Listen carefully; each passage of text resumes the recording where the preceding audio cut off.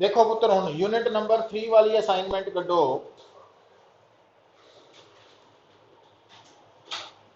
पढ़नी शुरू करो। पहला क्वेश्चन यूनिट नंबर 3 वाली।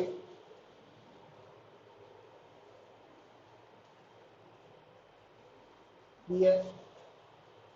Body of mass 2 kg is placed on a horizontal surface having coefficient of kinetic friction 0.4 and coefficient of static friction 0.5. If a horizontal force of 2.5 Newton is applied on the body, the frictional force acting on the body will be. हुण देखो ध्यान दियो पुत्र, जिहड़ी force apply हो रही है body ते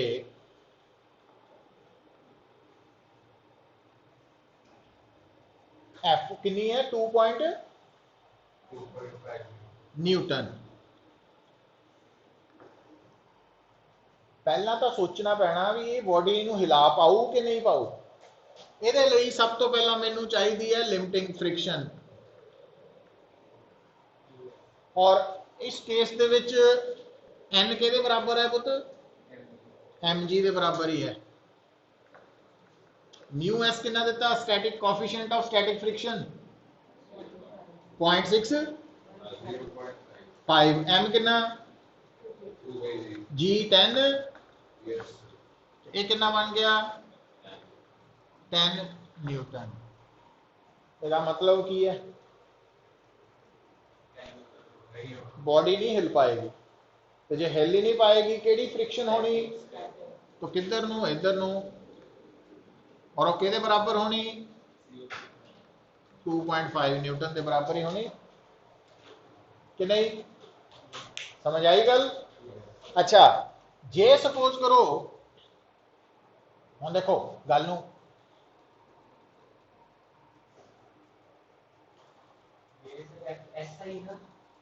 है ये एफ एस है।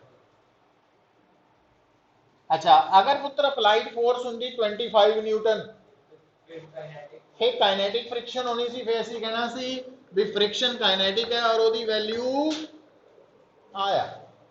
तो कि म्यू के दी वैल्यू थानू डिफरेंट दी है ना, कितनी? 0.4। तो 8 न्यूटन बन जानी सी फिर उस वक्त। समझ आई गल? की हाफ है वो नहीं, वो मिल लगता फिर उत्थे तुसी ना हाँ 25 न्यूटन होना ना, क्योंकि 2.5 न्यूटन नाल तो यही आना आंसर। दोनों कर लो, व्हेन फोर्स इज 2.5 न्यूटन, दूजा कर लो 25 न्यूटन।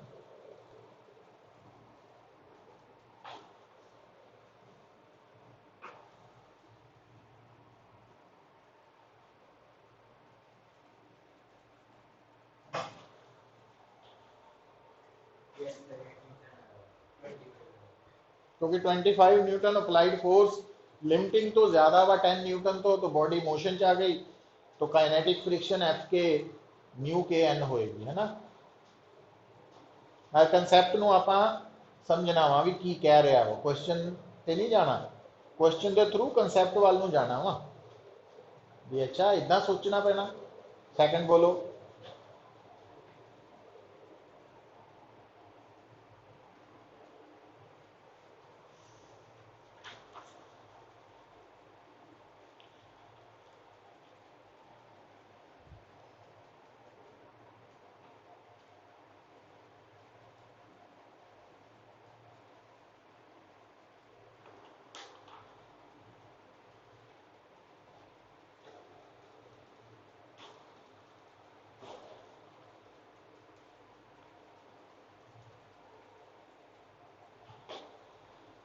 कितना सोचोगे पुत्र? हुण एक क्वेश्चन सैकेंड प्रोजैक्टाइल नाल भी जुड़िया वा ते न्यूटन सैकेंड ला तो भी आंसर आ सकता। हाँ देखियो इरा देखो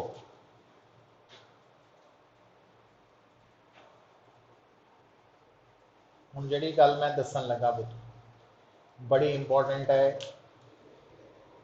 सैकेंड क्वेश्चन दे विच प्रॉब्लम रिलेटेड है प्रोजैक्टाइल के नाल, तो याद ये रखना कि projectile motion under the effect of gravity हुंदा। मतलब प्रोजैक्टाइल मोशन के दौरान जिहड़ी फोर्स लग रही है वो mg है, पहला स्टेप, ठीक है। और ये जिहड़ी फोर्स है ये हमेशा थल्ले नूं लग रही है। तो आप प्रोजैक्टाइल मोशन जी डायग्राम बनाने एक्स एक्सिस होरिजोनटल लेने वाई एक्सिस वर्टिकल लेने नीचे नूं नैगेटिव वाई है। तो अगर मैं इनू वैक्टर फॉर्म च लिखा तो इनू इदा है ना कि नहीं लिखता। अच्छा फिर गल सुनो, फोर्स प्रोजैक्टाइल मोशन च इन्नी लग रही है, उन्हें क्या मोमेंटम चेंज इन मोमेंटम दसो। तो फोर्स ते चेंज इन मोमेंटम का संबंध तो आ नहीं है, इत्थों शुरू हो जाता रिलेशन। जे मैं ये जी चेंज इन मोमेंटम है ये dt टाइम चाहिए, तो अगर मैं टोटल चेंज इन मोमेंटम कढ़नी है तो मैं इनू की कर दांगा इंटीग्रेट करके, इंपल्स मोमेंटम थ्योरम आ गई। समझ आ रही गल? अच्छा हुण इंटरेस्टिंग गल सुनो पुत, जिहड़ा एफ है ना वो कांस्टेंट है इस न्यूमेरिकल, कांस्टेंट चीज इंटीग्रेशन चों बाहर आ जाती है। तो पर जिहड़ियां लिमिट्स है वो भी तो लैनियां पैणियां। हुण सोचो समझो तो ध्यान च लियाओ, जिहड़ी प्रोजैक्टाइल है जदों उहनूं सुट्टदे आ तो वो टाइम हुंदा जीरो टाइम जो रूटीन च मनते हैं। जदों वो प्रोजैक्टाइल वापस सेम होरिजोनटल लैवल ते आके लैंड करता वा वो टाइम हुंदा टाइम ऑफ फ्लाइट। इदा सोचना पैना है ना। तो हुण पुत आ कांस्टेंट इनू तो कट दो बाहर, अंदर रह गया dt, तो ये बन जाना ft। आंसर आ गया, बस वैल्यूज ही पुट करनी है हुण मैं। f कितना सी वही सीधे नहीं लिखना, पर गल नहीं समझे। आप सीख रहे हैं की सीखिया, स्टैप्स नू फॉलो करना सीखना। पहला जो एक्सपर्ट हो गए फिर पहला साइकिल चला रहे हैं सीखिया वा हाथ दोनों पकड़े हैंडल, तो जो फिर एक्सपर्ट बन गए फिर चाहे दोनों हाथ छड्ड के भी चला सकते हैं थोड़ी देर, है ना। फिर डिगन के चांसेस नहीं होंगे। तो काली नहीं करनी। असी लोग की करते हैं भी तुरन वेले ही दौड़ना शुरू कर देंगे हैं, फिर डिगना ही है, मुंह भार दंद तो बाहर आ जाने सारे। तो मतलब थोड़ा पेशेंस रखा करो, गल नूं समझो। तो फिर देखो फिर हुण एफ डी टी तो क्यों शुरू किया, क्योंकि नाल गल दसी है कि फोर्स कांस्टेंट है, इस करके एफ टी बनया। अदरवाइज जे फोर्स भी टाइम ते डिपेंडेंट होंदी फिर इंटीग्रेशन तो निकलना सी सारा काम। तो ये दिमाग नूं फिर दोबारा समझाना है। तो आ गया एफ, तो टी कितना हुंदा याद है कुछ? जिहड़ा टाइम ऑफ फ्लाइट हुंदा ना वो हुंदा 2u sin थीटा बाय जी। जी नाल जी कटिया गया तो आंसर की आ गया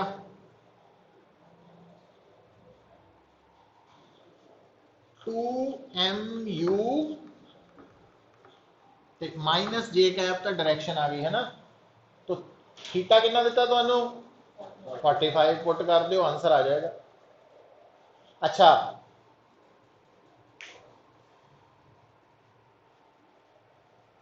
जे उन्हें क्या होंदा इनिशियल ते मैक्सिमम हाइट दे विच चेंज इन मोमेंटम कड्डो, इन्हें तो हम थले डिगन ते गया ना मैक्सिमम, तो फिर इतने टाइम लिमिट की होना सी 0 तो t/2 टाइम ऑफ एसेंट याद है, तो t/2 लिमिट आ जानी सी, फिर आ 2 खत्म हो जाना सी, है ना। तो ये आ गया इंपल्स मोमेंटम थ्योरम वालों आंसर चेंज इन मोमेंटम का। हुण इहनूं आपां एक होर तरीका भी है, वो आया पुत देखो, प्रोजैक्टाइल की भी रिविजन हो जू थोड़ी जी, करदा रब। हुण गल नूं सुनो पुत, देखो जदों ना तुसी एंगुलर प्रोजैक्टाइल की गल करते हैं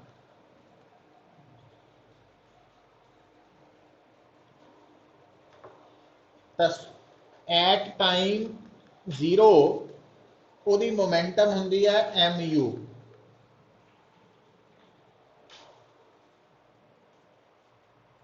है ना।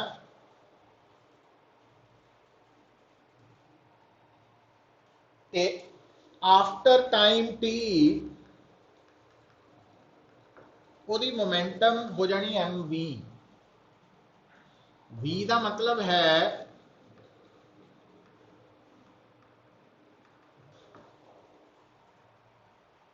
आप जनरल टाइम ले रहे हैं t, तो चेंज इन मोमेंटम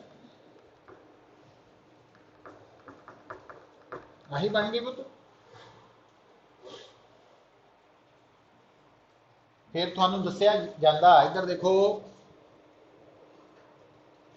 आ है यू एक्स आई कैप और आ है मतलब जिहड़ा u वैक्टर है वो U X I cap plus U Y, पता ना कंपोनेंट्स की टर्म्स।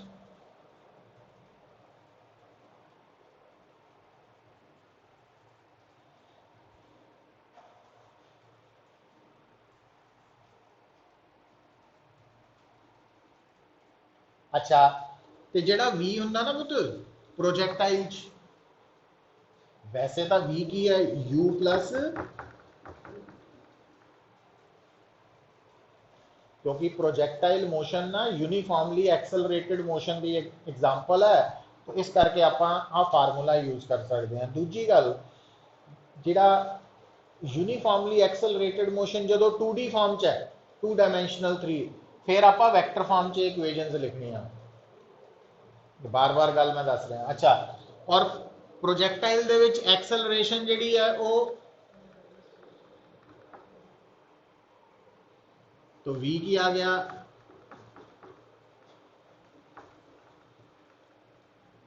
इतना आ गया ए की वैल्यू पुट करके, तो यदा मतलब v माइनस यू की आ गया, हाँ लग गया पता। तो it means change in momentum projectile के केस की है माइनस एम जी टी, पता लग गया। वही फार्मूला फिर आ गया। हुण टी कितना लाऊंगे, क्योंकि टी का मतलब साडे लिए फाइनल टाइम है। हुण साडे न्यूमेरिकल च पार्टिकल इत्थे है फाइनली, तो टी की लवांगे टाइम ऑफ फ्लाइट, वही सेम रिजल्ट आ गया। फिर आज जनरल दसिया ना चेंज इन मोमेंटम। और एक इंटरेस्टिंग गल होर जी इंपॉर्टेंट भी है इंटरेस्टिंग भी है, ये सारी इंफॉर्मेशन नाल नाल कैरी करनी है, तो वो थोड़े सामने ही है, वो मैं हुणी दसदा। आ कर लो नोट, फिर मैं दोबारा इनू रिपीट करदा।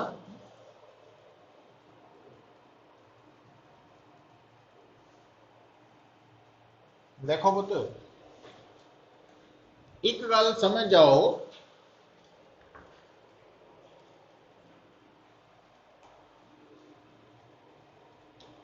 प्रोजैक्टाइल मोशन च ना अगर इनिशियल वेलोसिटी u है तो आ ओदा x कंपोनेंट y है, तो मैक्सिमम हाइट ते जिहड़ी वेलोसिटी हुंदी है ना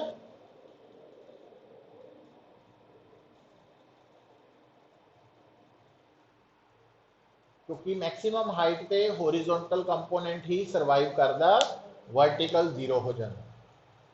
ते जदों तुहाडा प्रोजैक्टाइल ना एंगुलर वापस सेम लैवल ते आंदा,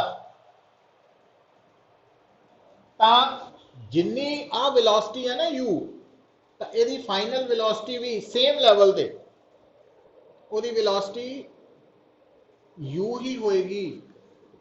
और जिदा इत्थे अगर आ एंगल थीटा वा तो आ एंगल भी थीटा ही होएगा।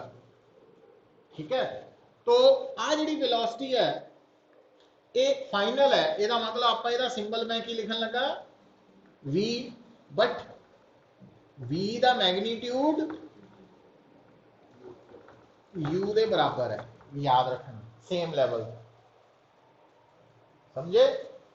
और उस तो भी अगली इंटरेस्टिंग गल कि आ जिहड़ी v आ वाली v लैंडिंग ते लैंडिंग,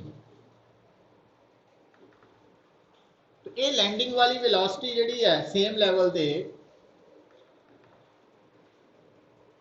ਇਹਦਾ ਜਿਹੜਾ आ कंपोनेंट है वो तो सेम रहना, बट इधर वाला कंपोनेंट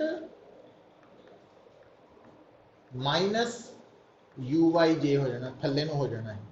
मतलब ये रिजल्ट्स याद रखो,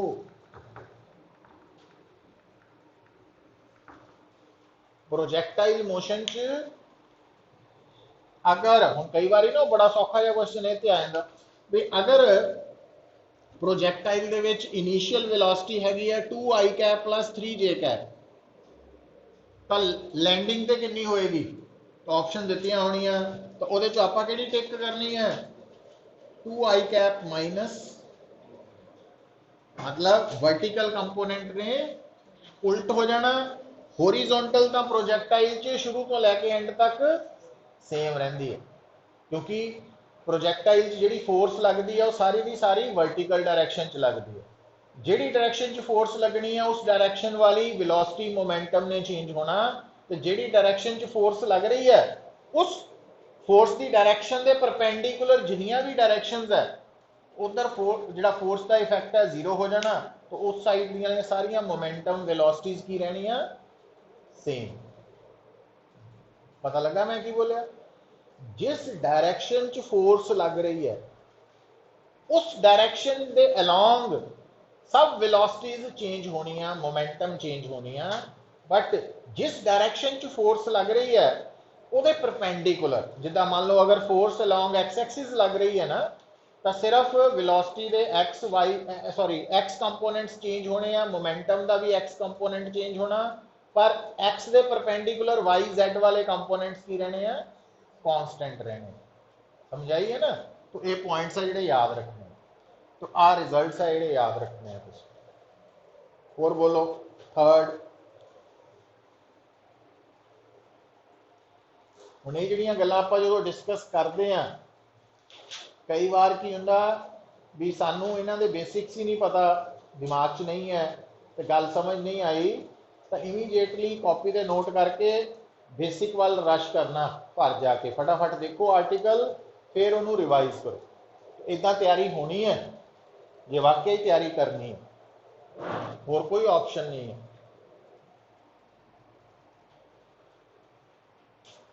थर्ड के फोर्थ बोलो,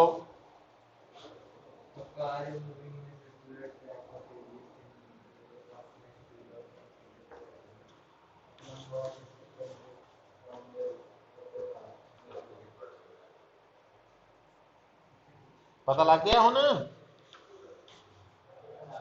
देखो कार दे विच कौन लटक रहा, प्लम लाइन, प्लम लाइन की है जस्ट एक पेंडुलम टाइप है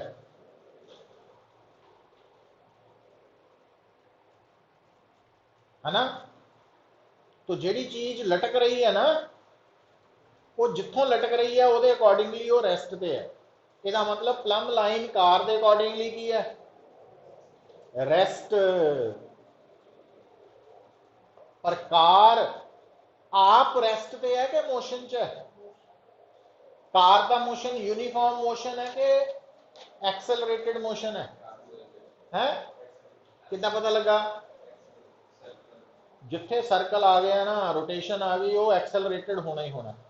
अच्छा, पर कार की स्पीड की है कांस्टेंट, ਇਹਦਾ मतलब सिर्फ डायरेक्शन चेंज हो रही, मतलब इतने कार की सिर्फ केड़ी एक्सेलरेशन है, सेंट्रीपीटल। इदा जोड़निया गल्लां स्टैप बाय स्टैप। तो हुण कार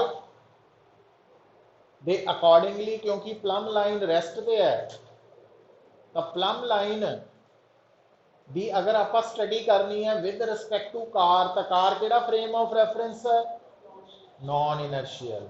ਇਹਦਾ मतलब विद रिस्पेक्ट टू कार जो प्लम लाइन पे आप फोर्सिस ड्रॉ करनी है, केड़ी फोर्स ड्रॉ होनी, तो आ मैं ड्रॉ करन लगा सर्कल, आ मैं ड्रॉ करता सर्कल का सेंटर, आ ड्रॉ करता सर्कल का रेडियस। तो हुण देखियो पुत, तो आ गई मेरी कार,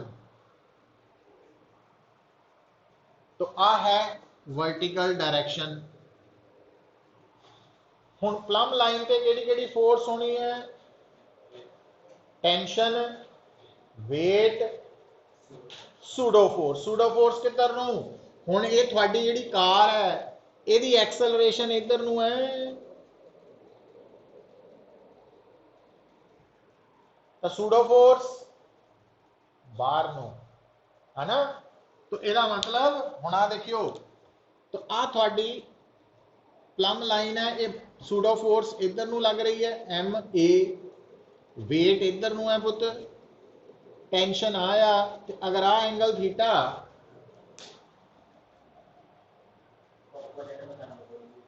कंपोनेंट्स किहदे बनाने, टी दे,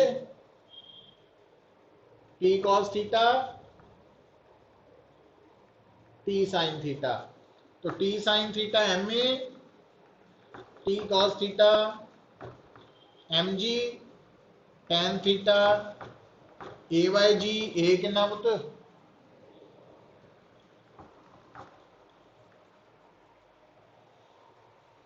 हुण बी नाल सूट करेगा क्योंकि स्पीड दी है ना, तुहानू पता लगा।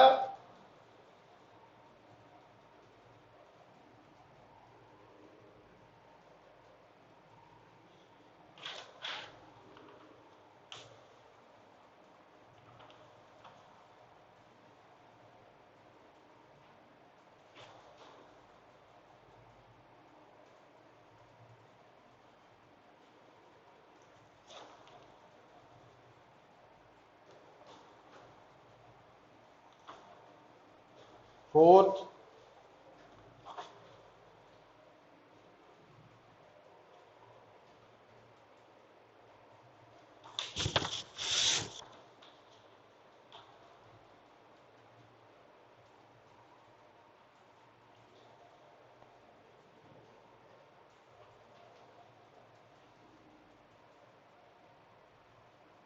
नदी के उपर पुल बनया केड़ी फॉर्म च पुत, सर्कुलर आर्क की फॉर्म च, इदा ही है फिर पुल।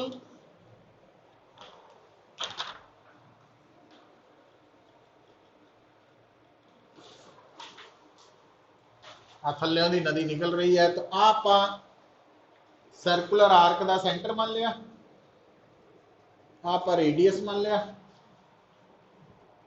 हुण जिहड़ा मोटरसाइकिलिस्ट ही है वो कित्थे है, टॉप ते, टॉप ते इत्थे है, केड़ी केड़ी फोर्स लग रही है, वेट ते दूजी normal reaction, weight normal reaction, और स्पीड हैगी है दी v। हुण तुहाडा ये मोटरसाइकिलिस्ट सर्कल च घूम रहा ना कि नहीं, तां इहदी एक्सेलरेशन केड़ी है, सेंट्रीपिटल ही है, किधर नूं,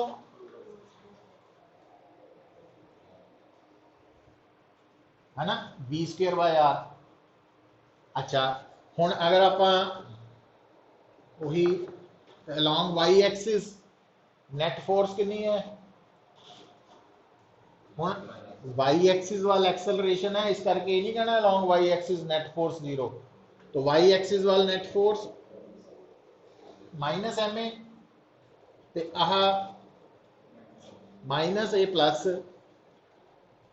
है ना। पर उन्हें पता की क्या कि ध्यान ना पढ़ो,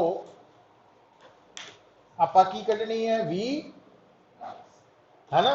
इधर देखियो सोचियो, इनू आप इस इक्वेजन असी इधर ले आना, मैं इदा हो गया।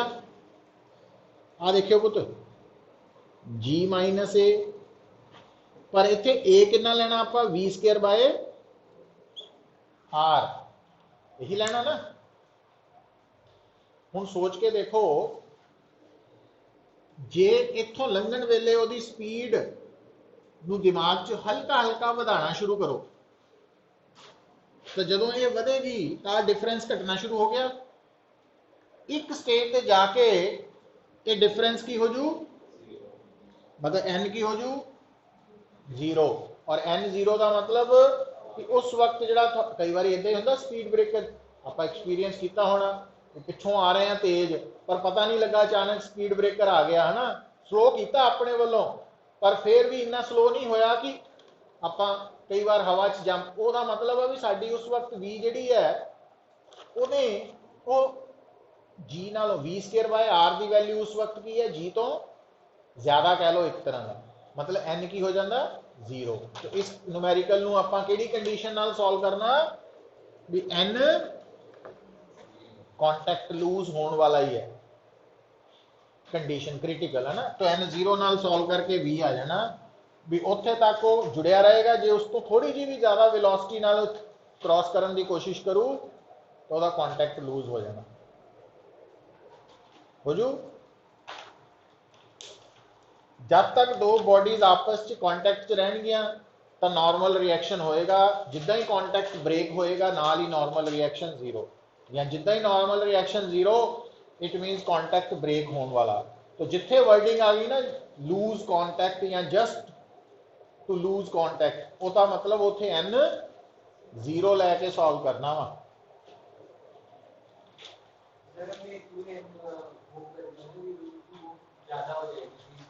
हाँ फिर वो हवा च मतलब वो टायर जिहड़े है वो जमीन तो टच नहीं करेंगे थोड़ी देर लिए। हाँ फिफ्थ देखो बेटा,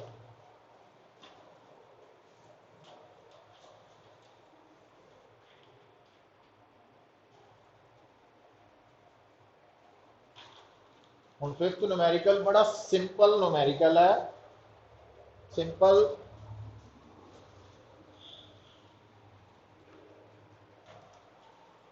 जदों तुहानू इस न्यूमेरिकल च कह रहा ना कि जिहड़ी ट्रेन है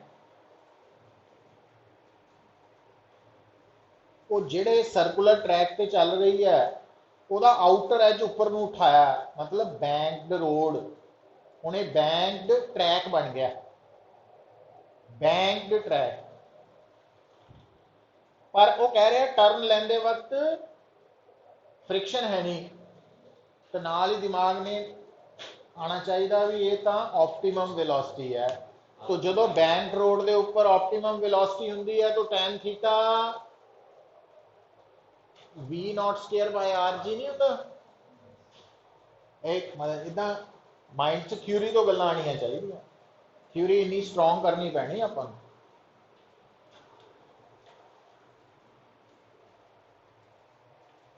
तो ये फार्मूला आ गया। अच्छा हुण इहदे च उहने ना थीटा नहीं पूछा, क्योंकि आ जिहड़ा वा ना आ ट्रैक है, तो आप मानते हैं दोनों साइड का लैवल सेम है, तो इदा शो करते हैं तो ऊपर उठ गया आ एच है पुट, आ सॉरी आर कहता, आ विड्थ हो गई, आ थीटा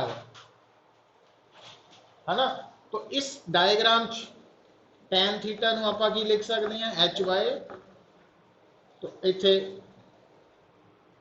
एच वाई विड्थ, तो सानू आपां तां एच कढ़ना भी आउटर एज कितना उत्ते नूं उठाया गया, तो सानू विड्थ दिती है ना, विड्थ कह लो या 2 रेल्स दे विचली दूरी जिहड़ी आ वो है। कर लूंगे सॉल्व।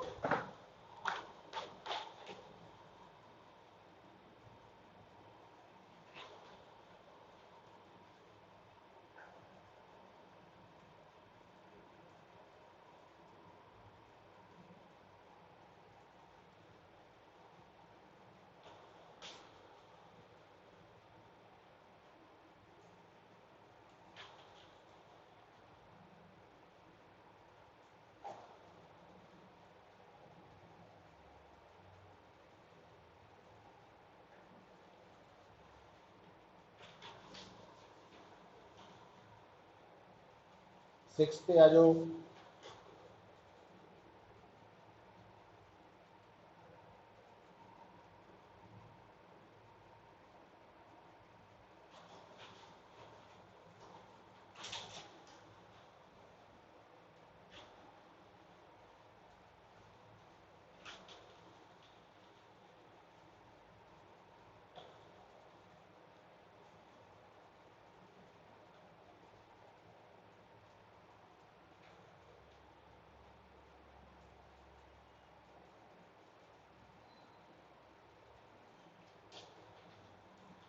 सिक्स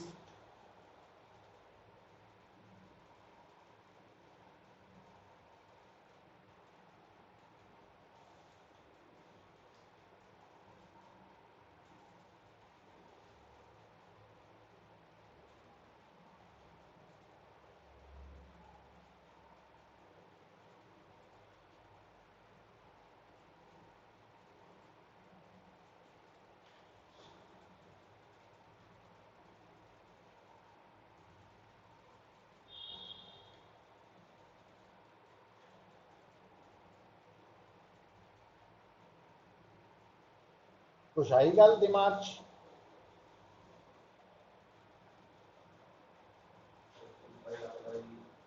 की नहीं नहीं सिचुएशन की है पुत। सिक्स अपसाइड डाउन कौन है ना, कौन बना सकते हैं पर ये किद्दां बनया कौन प्रॉब्लम के अकॉर्डिंगली। कौन कौन पुत स्टेटमेंट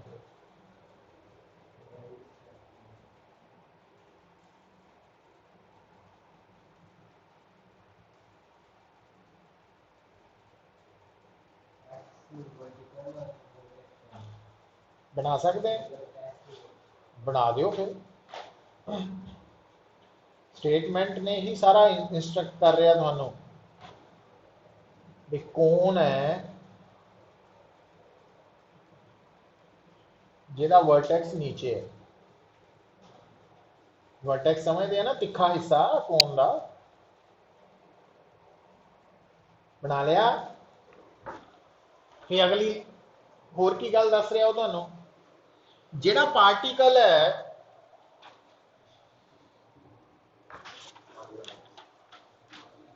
तो आ मैं बनाता एक कोन, तो आ वर्टेक्स है पुत, आ सैमी वर्टेक्स एंगल है। तो इस वर्टेक्स तो कितनी ऊंचाई ते एच ऊंचाई ते इदा पार्टिकल कोन दे अंदर घूम रहा है ना। हुण गल नूं सुनियो पुत, आ जिहड़ा सर्कल है मतलब पार्टिकल दा जिहड़ा सर्कल है वो होरिजोंटल है। तो आ सर्कल दा सेंटर हो गया, आ सर्कल दा रेडियस हो गया। किहड़े सर्कल दा रेडियस, जिहड़े सर्कल च पार्टिकल घूम रहा। तो सानू रेडियस तो नहीं दिता सर्कल का, कि दिता वा नहीं ना दिता। ये अही अपने वालों मन्निया, इनू लास्ट से खत्म किद्दां करना भी आ राइट एंगल ट्राइंगल नहीं, एंगल दे सामने बेस परपेंडिकुलर ओवर बेस, मतलब बाद चो असी आर नू की पुट कर देंगे एच टैन अल्फा, क्योंकि सानू एच और अल्फा दिते हैं स्टेटमेंट, आर नहीं दिता वो असी अपने वालों लिया। पहला स्टेप पता लगा। दूसरा स्टेप की होंगे फोर्सेस ड्रॉ कर सकते हैं।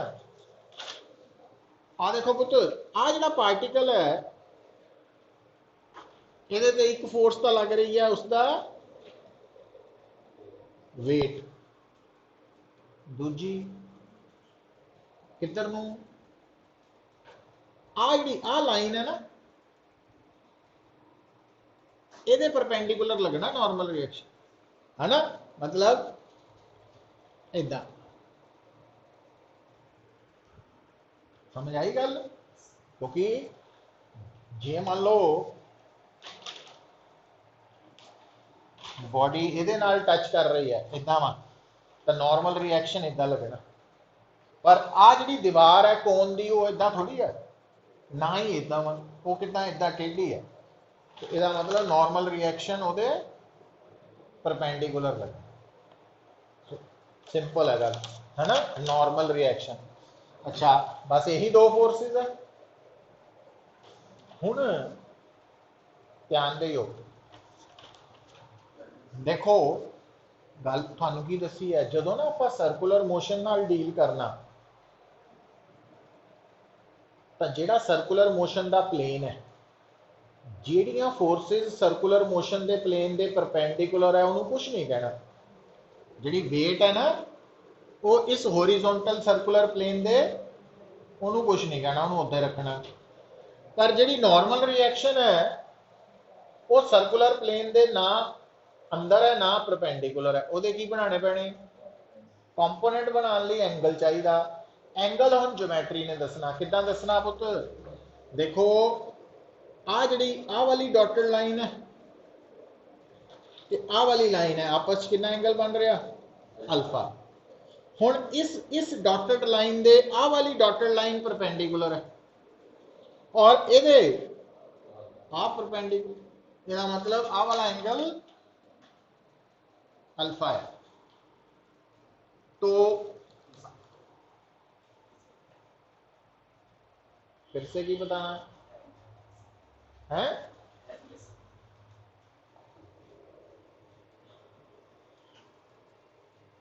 आ एंगल अगर थीटा वा तो आ एंगल की होंगे है क्यों है कौन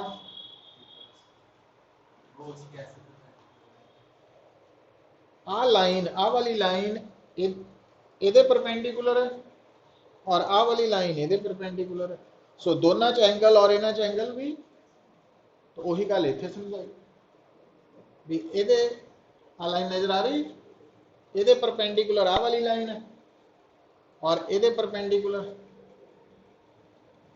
वो लाइन, यदा मतलब जिन्ना एंगल आया उन्ना ही एंगल, समझ गए। अच्छा हुण इहदा कंपोनेंट्स की बनू इधर एन कॉज अल्फा ते एन साइन अल्फा बन गया। अच्छा हुण पुत्र फिर वही एक्स वाई का चक्कर, सर्कुलर प्लेन दे परपेंडिकुलर नेट फोर्स 0 होंगी दसिया ना, तो along Y axis net force की है, इसका मतलब फिर उतों एन साइन अल्फा कि बराबर आ जाना एम जी दे, पता लगा क्यों बैलेंस हो गई है। पर ये जो पार्टिकल है क्योंकि ये सर्कल च घूम रहा तो यदी एक्सेलरेशन किधर नूं होनी पार्टिकल की सेंटर वाल नूं कितनी वी स्क्वायर बाय आर, तो ये नेट फोर्स केड़ी लगनी है एम के बराबर एन कॉज अल्फा, ऊपरों आ गया एन साइन अल्फा, तो रेशो ले लीए की बन गया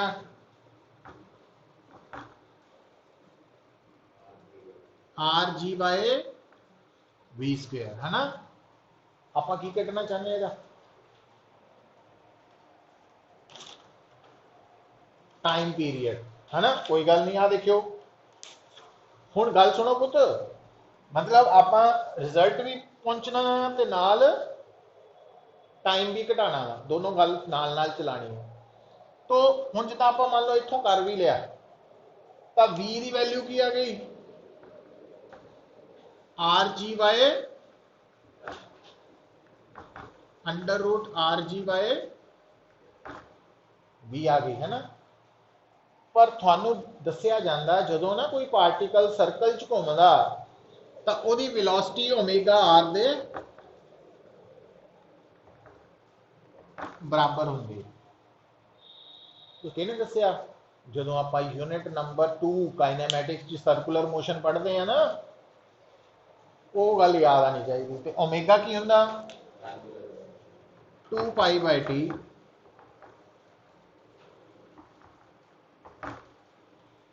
तो टी की वैल्यू कितनी आजू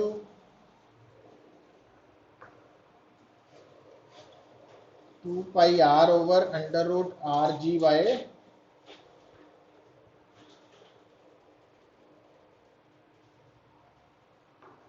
2 pi under root R tan alpha by G. आ गया। पर असी जिहड़ा आंसर कढ़िया वो आर तो चाहिए ही नहीं, तो हुण लास्ट से की करांगे, वो जिहड़ा शुरू च आर की वैल्यू एच की टर्म च नहीं कढ़ी, वो पुट कर दे। समझ गए?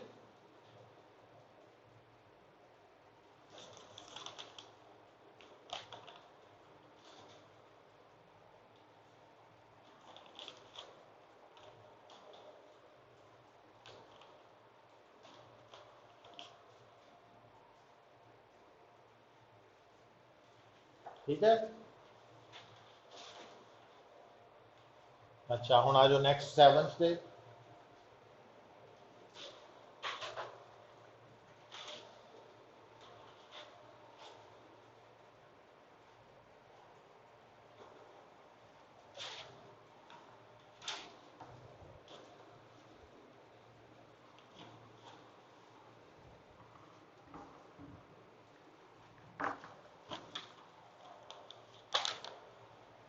हुण आ जिहड़ी ट्यूब है पुत,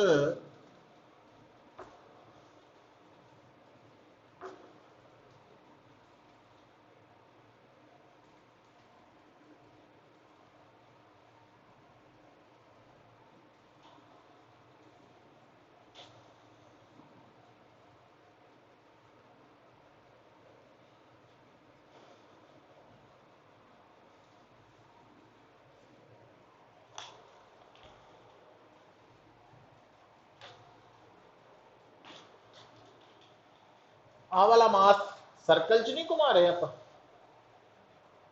आ सर्कल च घूम रहा इदा ही है। देखो स्टेटमेंट पढ़ो पुत,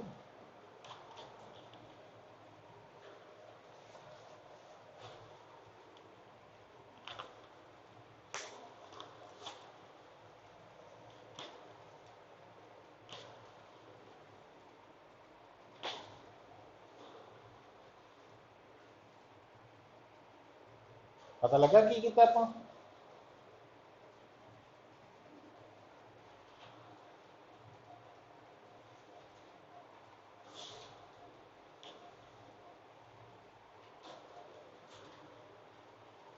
तो स्मॉल एम मास जिहड़ा वा वो सर्कल च घूम रहा, वो कहता दसो यदि सर्कल च घूमने की फ्रीकुएंसी कितनी होए ताकि ये कैपिटल एम मास की रहे, स्टेशनरी, ना थले दा ना। हुण गल सुनो पुत, इधर देखो, ये ऊपर केड़ी केड़ी फोर्स लग रही है, वेट ते टेंशन। तो हुण आ जिहड़ी रस्सी है आ वाली, तो ਇਹਦਾ मतलब ਇਹਦੇ ਤੇ वेट ते टेंशन लगनी। हुण क्योंकि ये स्टेशनरी रहना चाहिए इक्विलिब्रियम, तो जिन्नी फोर्स उपर नूं आ इक्वेशन आ गई। हुण इहदे विच आ फोर्स सर्कुलर प्लेन दे परपेंडिकुलर है, इहनूं कुछ नहीं करना, पर आ फोर्स दे टी cos थीटा दे आ दोनों बैलेंस करनगे। पता लग गया ना क्यों?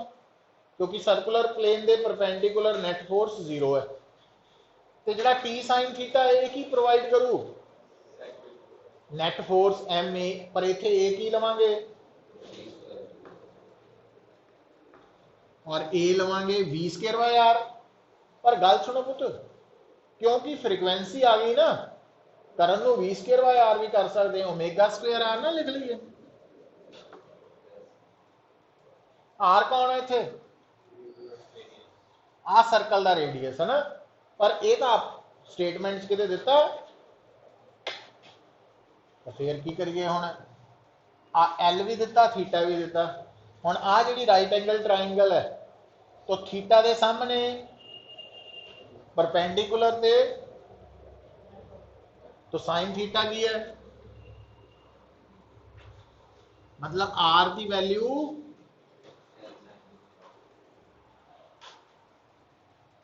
हुण आपां इहनूं डिवाइड कर लईए,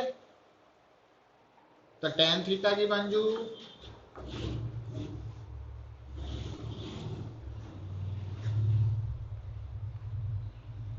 आही बन गया।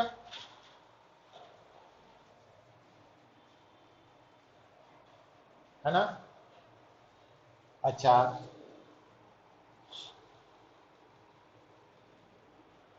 हुण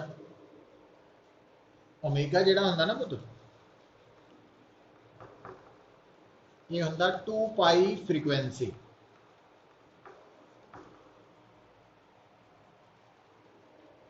तो G by R 2 pi, sorry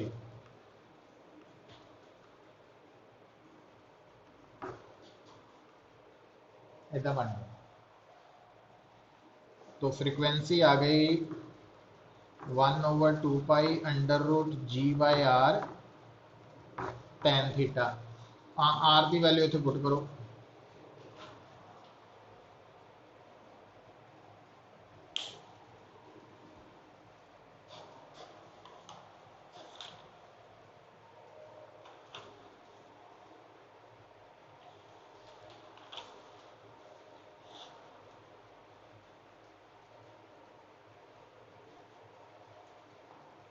ठीक है?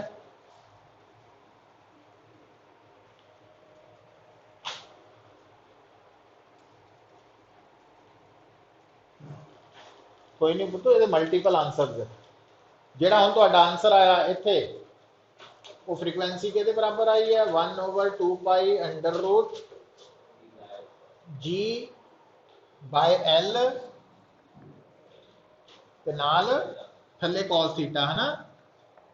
आही है, ठीक है? हुण गल नूं सुनियो, देखो जे तो तुसीं सबजैक्टिव क्वेश्चन कर रहे हैं, फिर तो तुहाडा भी आंसर ठीक है। क्यों?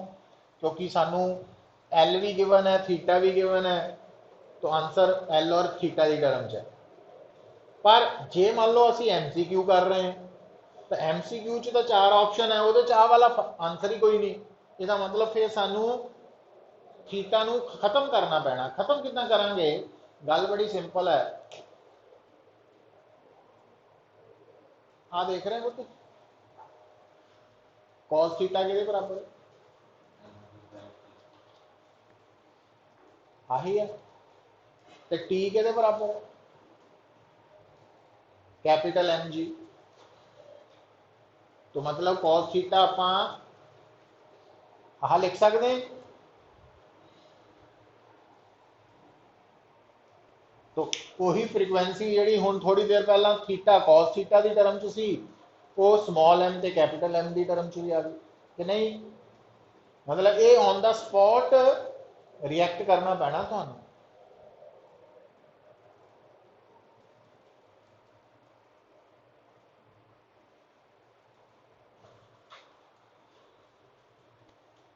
लग रहा पता?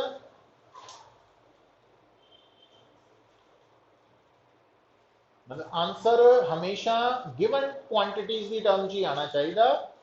तो पहला आंसर भी ठीक है, दूसरा भी ठीक है सबजैक्टिव ਲਈ, पर ऑब्जैक्टिव च जे पहली ऑप्शन है ही नहीं तो फिर सानू सोचना पैना भी थीटा नू किद्दां एलिमीनेट किया जाए।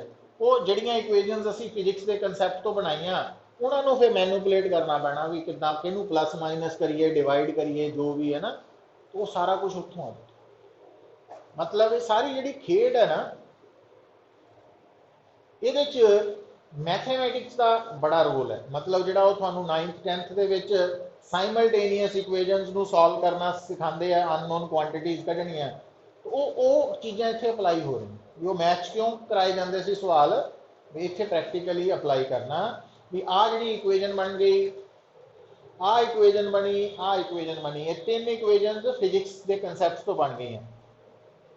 ਠੀਕ ਹੈ, ਪਰ ਇਹਨਾਂ ਨੂੰ ਹੁਣ ਸੋਲਵ ਕਰਨ ਦੇ ਲਈ ਮੈਥ नहीं काम आना।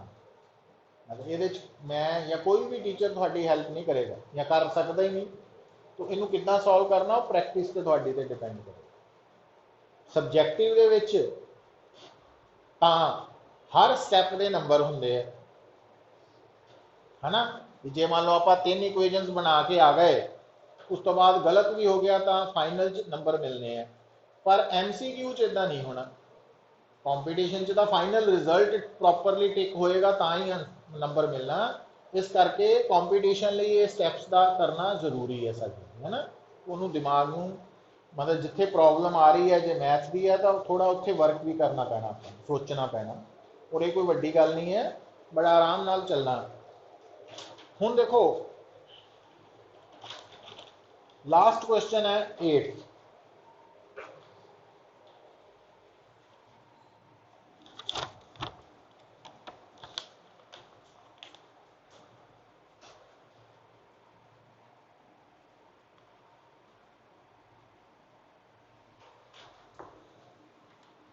की है बेटा, थोड़े सामने एक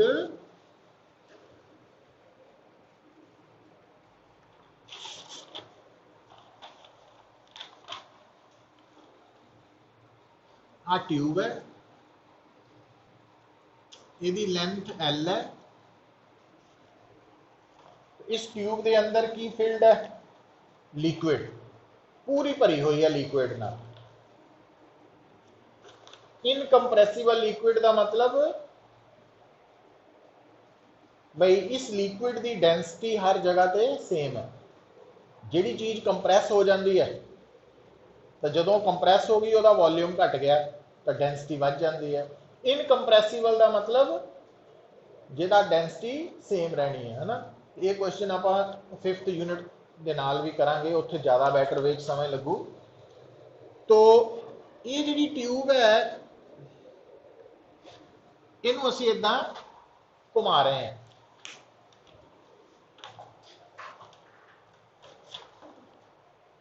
समझ आई? आ ट्यूब इदां घुमाई जा रही है ना, मतलब इदां रोटेट कर रहे हैं, तो वो एक्सिस जिहड़ी है जिस एक्सिस के अबाउट वो घुमा रहे हैं वो एंड चों पास कर रही है, वो लिखा होया उन्हें। हुण देखो पुत,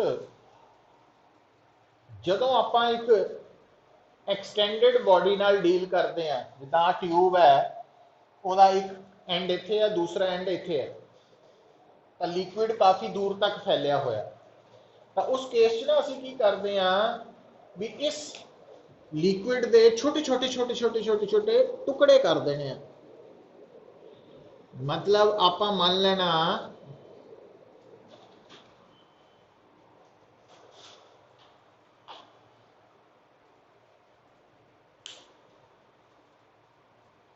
ठीक है, मतलब ये जिहड़ा पूरा लिक्विड है एटल वो इदां दे छोटे छोटे छोटे छोटे एलीमेंट्स तो बनिया। ये रोटेशनल जो करांगे ना फिर दोबारा बैटर वे समझाऊंगा, कर लो इदां ही, क्योंकि ये कंसैप्ट उत्थे दोबारा जुड़ना।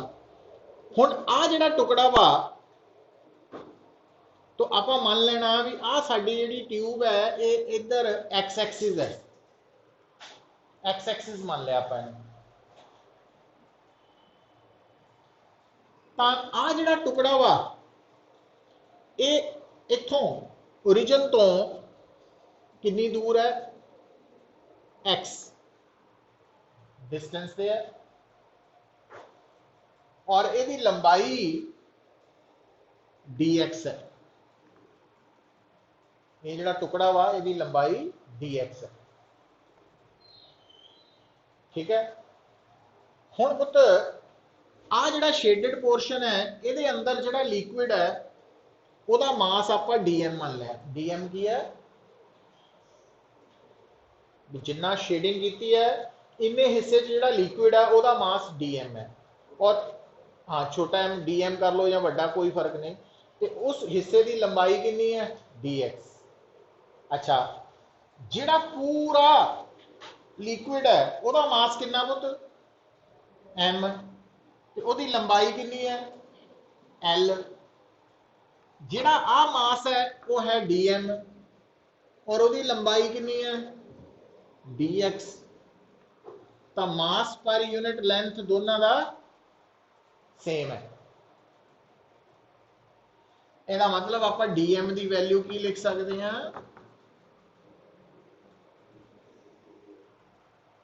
ठीक है। फिर पुत देखो ये कंसैप्ट की है एक ना टर्म आएगी रिजिड बॉडी। रिजिड बॉडी होंगी है ਉਹਦੇ ਤੇ जिन्नी मर्जी फोर्स लगा लो ਉਹਦੀ शेप सेम रहनी है इंटैक्ट रहनी है जो जिदा की ਉਹਦੀ शेप साइज है उदा ही रहना ਉਹਨੂੰ रिजिड बॉडी कहते हैं है ना ਜਿਹਨੂੰ बदलना मुश्किल है। पंजाबी च ਉਹਨੂੰ ਆਪਾਂ इदा कह सकते हैं रिजिड ਨੂੰ ਢੀਠ बंदा। कई बंदे ਆਪਾਂ ਨੂੰ बार बार गल समझाने पल्ले नहीं पैंदी है ना। तो वो रिजिड बिहेवियर है ना भी मैं गल नहीं सुननी तो रिजिड। तो रिजिड बॉडी जी है ਉਹਦੀ एक खासियत होंगी है अज दे लई वो ये सुन लो जदों भी कोई रिजिड बॉडी घूमती है ना रोटेट करती है या रिवॉल्व करती है तो उस रिजिड बॉडी की जिन्नी एंगुलर वेलोसिटी होंगी है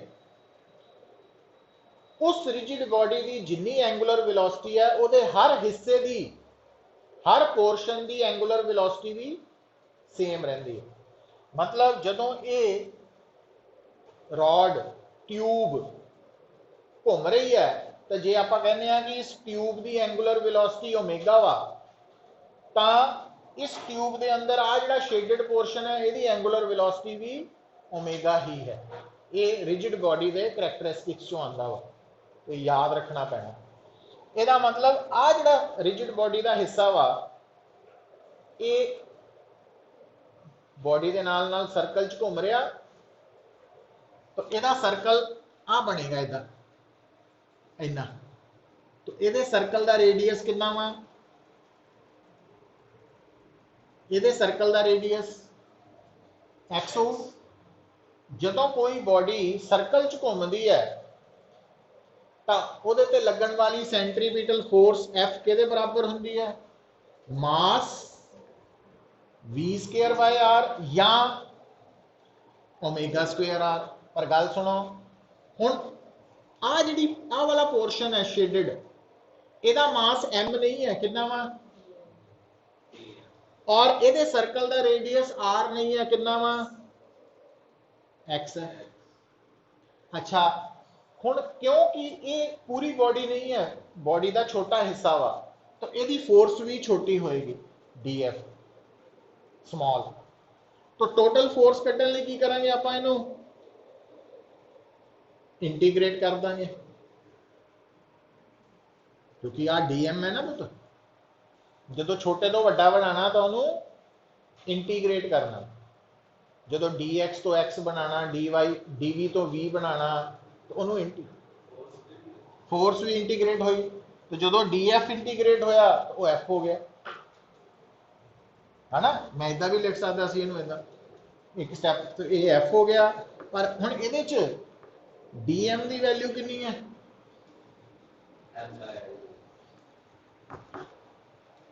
dx ओमेगा स्क्वेयर x। अच्छा हुण लिमिट्स भी लैनी है वो लिमिट्स पता की लेनी है ये आपां इस एलीमेंट की गल की ना, पर आपां इस पूरी ट्यूब नूं मान सकते हैं भी एक एलीमेंट इत्थे भी है, आ भी है, आ भी है और इत्थे तक फैलिया। तो जिहड़ा एलीमेंट इत्थे है उसदा रेडियस तो 0 ही है, तो जिहड़ा इत्थे तक है वो एल है। मतलब जो आप लिमिट्स 0 तो एल लईआं तो सारे एलीमेंट्स विच ही आ गए इंटीग्रेशन। समझ आई गल? हुण total mass, total length, omega, ये टर्म्स की है कॉन्स्टेंट्स, ये तो इंटीग्रेशन चो आ गई बाहर। इनू करो सॉल्व, देखो तो ਤੁਹਾਡਾ आंसर आया कि नहीं आया? इन्हें सॉल्व करो आप, आ गया ना?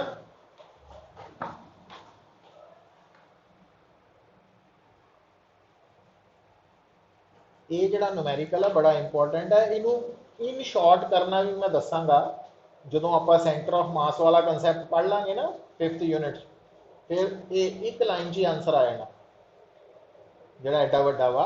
तो सारिया ऑप्शन खुलिया रखनिया, क्योंकि मान लो कल एग्जाम के स्कूल एग्जाम च ये क्वेश्चन आ जाए फिर तो पूरा सबजैक्टिव टाइप ही करना पैना। बट जे तो कॉम्पीटिशन च आ जाए तो फिर साढ़े को दोनों ऑप्शन होनी चाहिए, लैसर वाली भी तो मोर वाली भी, वड्डा भी छोटा भी। की अच्छा हाँ हाँ, तो ऑब्जेक्टिव जो देखो गल फिर बार बार है पुत्र, ऑब्जेक्टिव होए तो सबजैक्टिव के थ्रू होके निकलना सारा कुछ, क्योंकि जो फार्मूलाज आते हैं तो सोल्यूशन निकलना। एक एक लाइन मतलब ऑब्जेक्टिव पेपर ज़्यादा मुश्किल होंगे, क्यों? क्योंकि वो नंबर ऑफ क्वेश्चन बढ़ जाते हैं। तो एक एक लाइन के बेस्ड भी क्वेश्चन आप पा सकते हैं जिदों असी इंपॉर्टेंस नहीं देंगे। सबजैक्टिव च होंगे वा भी आ 4 आर्टिकल बड़े बड़े याद किए है, उही पेपर च आए ने लिखे, नंबर आ गए। तो ऑब्जेक्टिव जे गलत है तो 0 नंबर, तो ठीक है तो 1 नंबर। सबजैक्टिव जो 5 नंबर का क्वेश्चन है तो जे मान लो 4 स्टैप ठीक भी लिखे है, 5वां गलत है तो भी कुछ नंबर मिल जाने। तो दोनों दी एडवांटेज डिसएडवांटेज है। ऑब्जेक्टिव बड़ा मुश्किल पेपर होंगे, सब तो ज़्यादा होंगे, क्योंकि वो थॉरो तैयारी चाहिए है।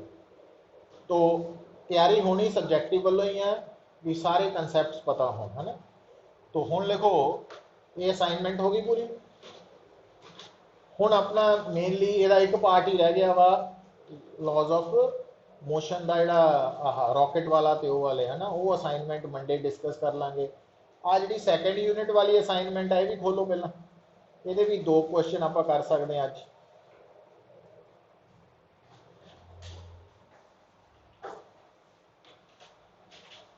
ਇਹਦਾ पहला ही क्वेश्चन बड़ा इंपॉर्टेंट है, पूछा सी ना तू एक दिन।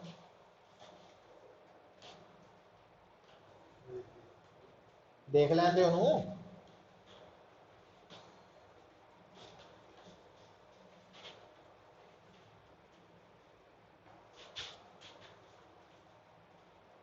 हुण मैं ਇਹਦਾ एक फार्मूला दसन लगा, उन्होंने पकड़ लियो, क्योंकि ये जो क्वेश्चन है ना, ये ट्रायंगल की फॉर्म च है, स्क्वेयर की फॉर्म च भी आ सकता, हैग्जागन की फॉर्म च भी आ सकता। हाँ, इक्विलेटरल ट्रायंगल। आ देखो पुत्त हुण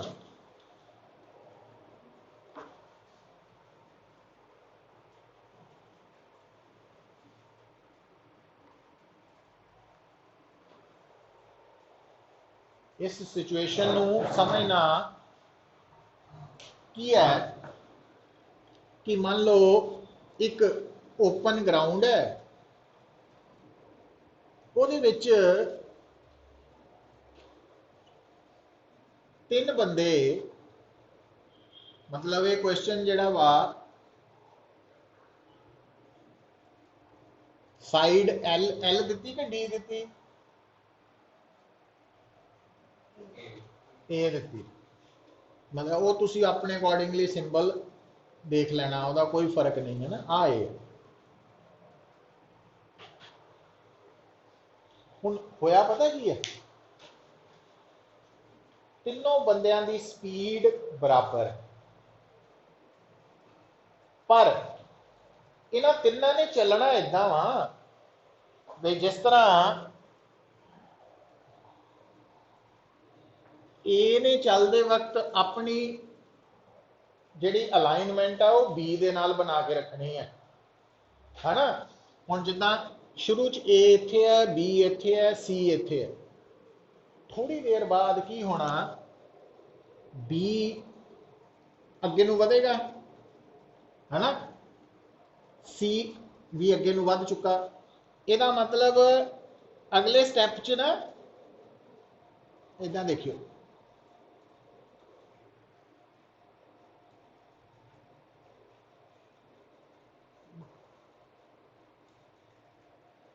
तो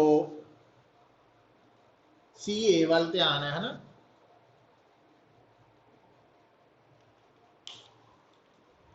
इनू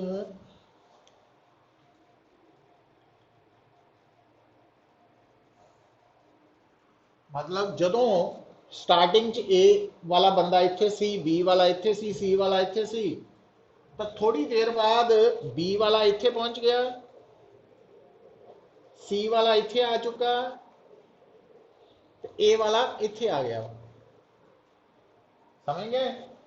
क्योंकि ए ने हमेशा बी नू देखना, बी ने सी नू, सी ने ए नू, इदां चल रहे हैं। हाँ, तो ये मतलब सीधा प्रोसैस नहीं है भी आ इस लाइन ते ए चली जा रहा, बी इदा नहीं है।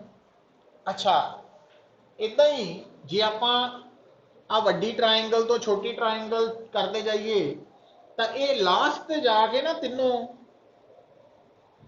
अल्टीमेटली कित्थे पहुंच जाएंगे, सेंट्रॉइड ते पहुंच जाना, मिल जाना। तो उन्हें यही पूछा दसो तिन्नां नूं मिलण लई कितना टाइम लगू, है ना। हुण बंदा सोचदा बई आ हुण डिस्टेंस कित्थों मैं कड्ढां, है ना, पर कुछ गल्लां जिहड़ियां देखण नूं औखियां लग रहीआं, फिजिक्स उहनूं सौखा पता किदां करदी, देखो सोचो इन्हां जिन्ने भी बंदे आ उन्हां चों सिर्फ दो नूं पकड़ लो, बाकियां नूं छड्ड दिओ, दो नूं पकड़ लो। मैं ए ते बी ते अपना ध्यान कंसनट्रेट कर लिया भी हाँ ए और बी, ए और बी इनिशियली दोनों कितनी दूर है, ए इनिशियली दोनों च दूरी ए है। जदों दोनों सेंट्रॉइड पे पहुंच गए, पहुंचे तो तीसरे भी है पर आप दोनों पे ध्यान दे रहे हैं, तो दोनों की फाइनल दूरी कितनी रह गई, 0। ਇਹਦਾ मतलब दोनों ने मिलन के लिए मिल के टोटल कितना डिस्टेंस कवर किया, जी दोनों च दूरी ए सी वो अखीर च खत्म हो गई, ਇਹਦਾ मतलब दोनों ने मिलके ए डिस्टेंस ही कवर किया, दोनों ने मिलके किया। मतलब ये जिहड़ा ए डिस्टेंस है दोनों की रिलेटिव वेलोसिटी ने कवर किया, कल्ले दी नहीं। अच्छा हुण रिलेटिव वेलोसिटी किद्दां कड्ढी दी है पुत्त, जिहड़ा बी है ओहदी वेलोसिटी क्योंकि सी वाल है इदां, ते ए दी वेलोसिटी बी वाल है, तो बी और ए दी वेलोसिटी आपस च कितना एंगल बना रही है, वाला 60 डिग्री कि नहीं, 60 डिग्री है। तो हुण आ जिहड़ी वेलोसिटी है इहदा इधर नूं कंपोनेंट की बनू, v cos 60, जिधर नूं एंगल हुंदा उधर नूं कोसाइन कंपोनेंट, और इहदे परपेंडिकुलर पता लगा। इहदा मतलब सोचो भी ए दी आ वाली वेलोसिटी और बी दी आ कंपोनेंट, ए और बी नूं की कर रहे हैं, नेड़े नेड़े लिया रहे, मिला रहे हैं। अच्छा, तो जदों दो बॉडीज है दोनों दी वेलोसिटीज पता होण तो असीं की देख रहे हैं कि दोनों दी वेलोसिटीज जिहड़ियां वा उन्हां विचों मिलान वाली वेलोसिटी ए दी v है तो दूसरे दी v cos 60 है, तो रिलेटिव वेलोसिटी की हो जू, तो रिलेटिव वेलोसिटी जिहड़ी मिला रही है दोनों नूं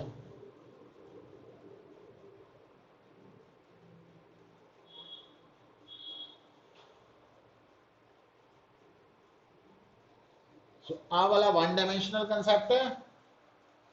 रिलेटिव वेलोसिटी हुंदी है एक दी वेलोसिटी माइनस दूजे दी, पर आ जी लाइन है, आ वाली स्ट्रेट लाइन है, तो अगर इनू पॉजिटिव मान रहे हैं तो इनू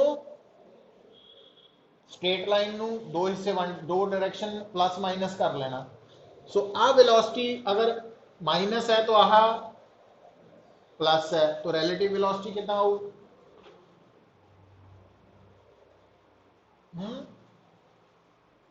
रिलेटिव कितना आती है?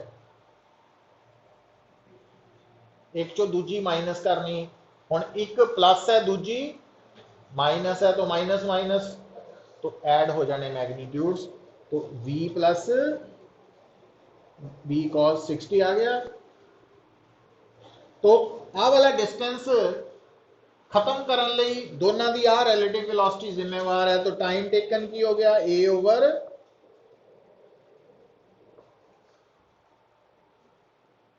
समझे। अच्छा हुण यही प्रॉब्लम अगर मान लो स्क्वेयर की फॉर्म च आंदी है, बई चार बंदे है A B C D, A B वाल बी सी वाल सी डी वाल डी ए वाल जा रहा, तो ये चारों बंदे लास्ट पे पता कित्थे मिलणगे? सेंटर पे। और हुण इत्थे ए और बी नू मिलण लई कितना डिस्टेंस कवर करना पिया? ए। पर इत्थे रिलेटिव वेलोसिटी की आऊ? हुण देखो आ v है, आ भी v है, एदा इधर नु कंपोनेंट v cos 90 है ना, मतलब 0 हो गया, एदा मतलब ये हो गया v plus v cos।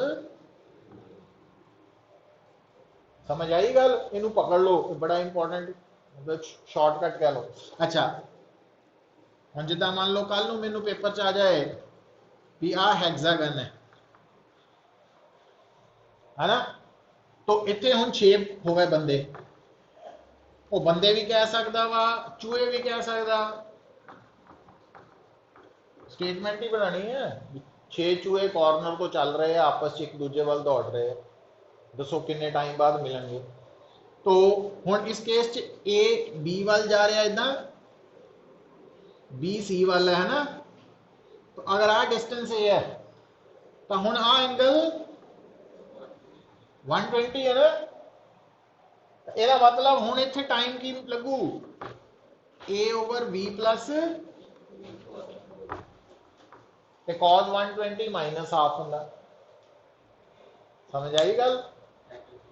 Angle change हो गया ना, तो तिना का आंसर आ गया।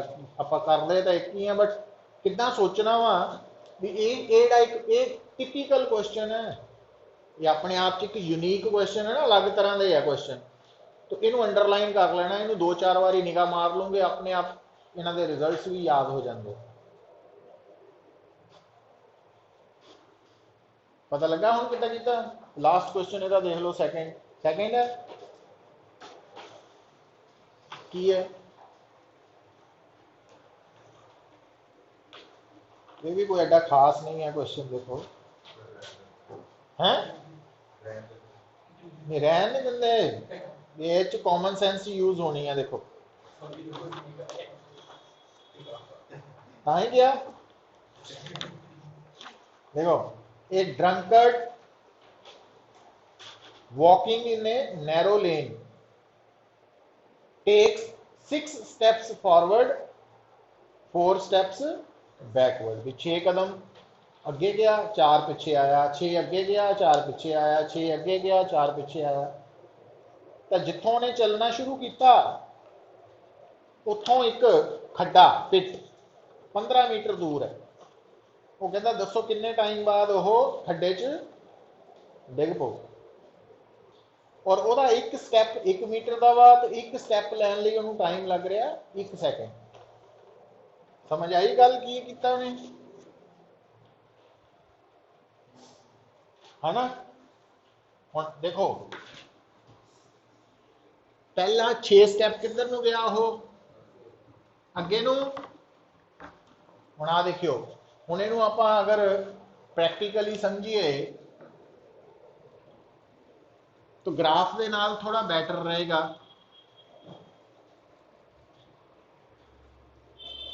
है ना, तो इधर नू डिस्टेंस बना लिया आप मीटर च, तो आ टाइम है सैकेंड च।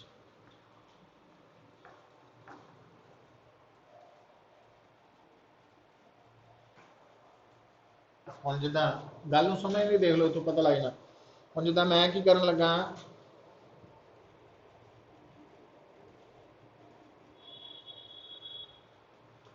ਉਹ 6 ਕਦਮ ਜਾਂਦਾ ਅੱਗੇ, 4 ਕਦਮ ਆਂਦਾ ਪਿੱਛੇ।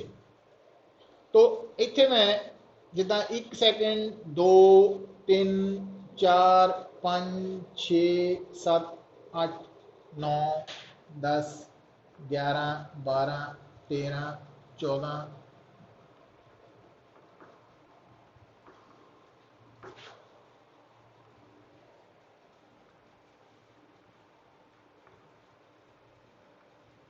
27 हैंड सौ हाले होर चलना है। और इधर पुत्र मैं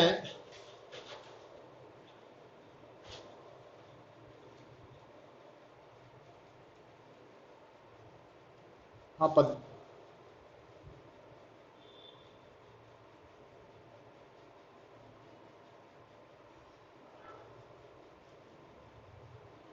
तो 15 कदम ही मतलब 15 मीटर ही जाना। हम देखो पहले 6 कदम 6 सैकेंड कंप्लीट होने, तो 6 मीटर अगे जा चुका वा। इत्थे आ गया, सुनी जाओ, हम देखी जाओ रादर, बाद चो लिख लियो तो सीधा भी हो जाना। बस मैं समझाने लिए डायग्राम बनाई। तो पहले 6 कदम सीधा गया अगे नू, 6 सैकेंड बीत गया तो 6 मीटर अगे जा चुका। पर अगले 4 कदम पिछे नू आना, तो मतलब 4 सैकेंड दे विच वो 4 मीटर पिछे आ गया, तो वो वापस इत्थे आ गया, है ना। तो यदा मतलब 10 सैकेंड च वो इफेक्टिवली 2 मीटर ही अगे गया ना, 2 मीटर अगे। इदा ही अगले 10 सैकेंड च 2 मीटर अगे जाओ, क्योंकि टोटल 4 मीटर हो गया। नेक्स्ट 10 सैकेंड फिर 2 मीटर अगे जाओ, मतलब 30 सैकेंड बाद वो 6 मीटर अगे जा चुका। नेक्स्ट 10 सैकेंड फिर 2 मीटर जाओ, कितना 8 मीटर हो गए। खड्डा कितनी दूर है 15, तो खड्डा को हुण 40 सैकेंड बाद वो खड्डे तो 7 मीटर दूर रह गया, है ना। गल सुनो कि नहीं, समझ आई मैं क्या। अच्छा, इसे करके क्वेश्चन इंपॉर्टेंट है, उदा सीधा नहीं ना। अगले 10 सेकंड फिर वो 2 मीटर अगे जा चुका, है ना। मतलब 1 2 3 4 40 सैकेंड बाद वो 8 मीटर अगे जा चुका। उस तो खड्डा कितनी दूर सी 7 मीटर। तो अगले 6 स्टेप्स वो खड्डे तक गया, तो खड्डा हाले भी 1 मीटर दूर है, पर वो वापस आ गया। तो इसका मतलब हाले वो डिगया नहीं है। तो आफ्टर 50 सैकेंड वो कितना डिस्टेंस कवर कर चुका, हाँ 50 सैकेंड, इधरों 10 मीटर। खड्डे तो कितनी दूर है 5, तो हुण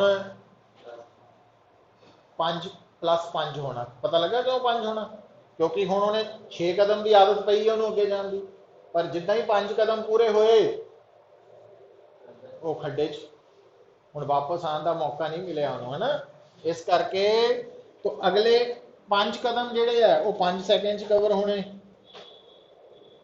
क्योंकि इत्थे वापसी का चांस नहीं मिलया। इसका मतलब उन्होंने खड्डे नूं डिगण लई कितना टाइम लगा, पता लग गया जी।